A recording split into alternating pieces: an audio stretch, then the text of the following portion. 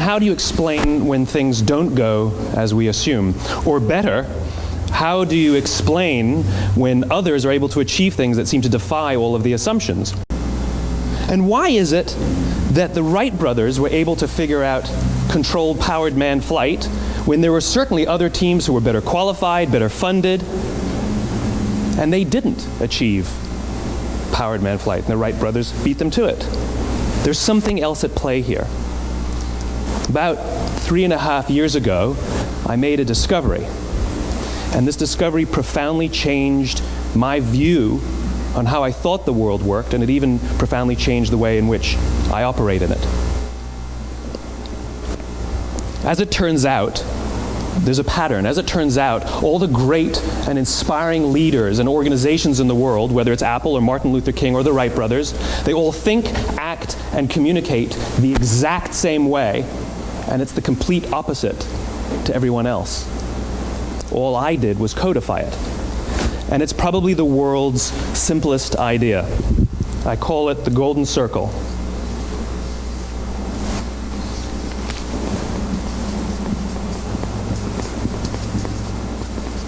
Why, how, what? This little idea explains why some organizations and some leaders are able to inspire where others aren't. Let me define the terms really quickly. Every single person, every single organization on the planet knows what they do, 100%. Some know how they do it, whether you call it your differentiating value proposition or your proprietary process or your USP. But very, very few people or organizations know why they do what they do. And by why, I don't mean to make a profit. That's a result. It's always a result. By why, I mean what's your purpose? What's your cause? What's your belief? Why does your organization exist? Why do you get out of bed in the morning? And why should anyone care? Well, as a result, the way we think, the way we act, the way we communicate is from the outside in. It's obvious. We go from the clearest thing to the fuzziest thing. But the inspired leaders and the inspired organizations, regardless of their size, regardless of their industry, all think, act, and communicate from the inside out. But if you don't know why you do what you do, and people respond to why you do what you do, then how will you ever get people to vote for you or buy something from you, or more importantly, be loyal and want to be a part of what it is that you do? Again, the goal is not just to sell people who need what you have. The goal is to sell to people who believe what you believe. The goal is not just to hire people who need a job. It's to hire people who believe what you believe. I always say that, there's if you hire people just because they can do a job, they'll work for your money. But if you hire people who believe what you believe, they work for you with blood and sweat and tears. And nowhere else is there a better example of this than with the Wright brothers. Most people don't know about Samuel Pierpont Langley. And back in the early 20th century, the pursuit of powered manned flight was like the dot-com of the day. Everybody was trying it. And Samuel Pierpont Langley had what we assume to be the recipe for success.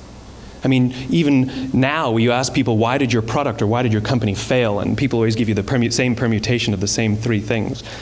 Undercapitalized, the wrong people, bad market conditions. It's always the same three things. So let's explore that. Samuel Pierpont Langley was given $50,000 by the War Department to figure out this flying machine. Money was no problem. He held a seat at Harvard and worked at the Smithsonian and was extremely well connected. He knew all the big minds of the day. He hired the best minds money could find, and the market conditions were fantastic. The New York Times followed him around everywhere, and everyone was rooting for Langley. And how come we've never heard of Samuel Pierpont Langley?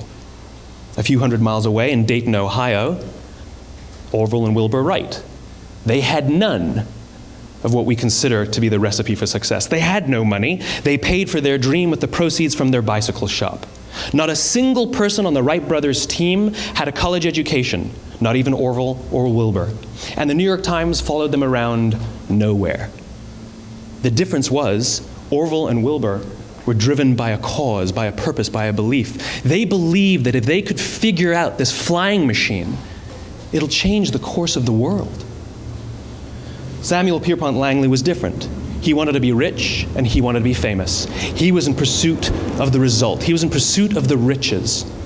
And lo and behold, look what happened. The people who believed in the Wright brothers' dream worked with them with blood and sweat and tears. The others just worked for the paycheck. And they tell stories of how every time the Wright brothers went out, they would have to take 5 sets of parts because that's how many times they would crash before they came in for supper. And eventually, on December 17th, 1903, the Wright brothers took flight. And no one was there to even experience it. We found out about it a few days later. And further proof that Langley was motivated by the wrong thing, the day the Wright brothers took flight, he quit. He could have said, "That's an amazing discovery, guys. Now we'll improve upon your technology." But he didn't. He wasn't first. He didn't get rich. He didn't get famous. So he quit.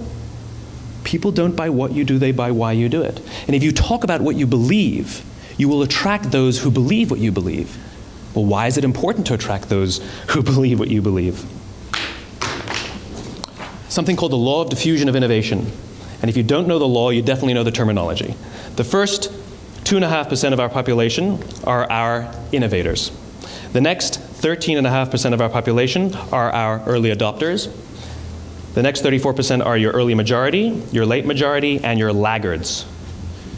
The only reason these people buy touch-tone phones is because you can't buy rotary phones anymore. We all sit at various places at various times on the scale, but what the law of diffusion of innovation tells us is that if you want mass market success or mass market acceptance of an idea, you cannot have it until you achieve this tipping point between 15 and 18% market penetration, and then the system tips. And I love asking businesses, what's your conversion on new business? And they love to tell you, oh, it's about 10% proudly. Well, you can trip over 10% of the customers. We all have about 10% who just get it. That's how we describe them, right? That's like that gut feeling, oh, they just get it. The problem is, how do you find the ones that just get it before you're doing business with them versus the ones who don't get it? So it's this here, this little gap, that you have to close, as Geoffrey Moore calls it, crossing the chasm. Because you see, the early majority will not try something until someone else has tried it first. And these guys, the innovators and the early adopters, they're comfortable making those gut decisions. They're more comfortable making those intuitive decisions that are driven by what they believe about the world, and not just what product is available. These are the people who stood online for 6 hours to buy an iPhone when they first came out, when you could have just walked into the store the next week and bought one off the shelf. These are the people who spent $40,000 on flat screen TVs when they first came out, even though the technology was substandard. And by the way, they didn't do it because the technology was so great. They did it for themselves. It's because they wanted to be first. People don't buy what you do, they buy why you do it. And what you do simply proves what you believe. In fact, people will do the things that prove what they believe. The reason that person bought the iPhone in the first 6 hours, or stood in line for 6 hours, was because of what they believed about the world and how they wanted everybody to see them. They were first. People don't buy what you do, they buy why you do it.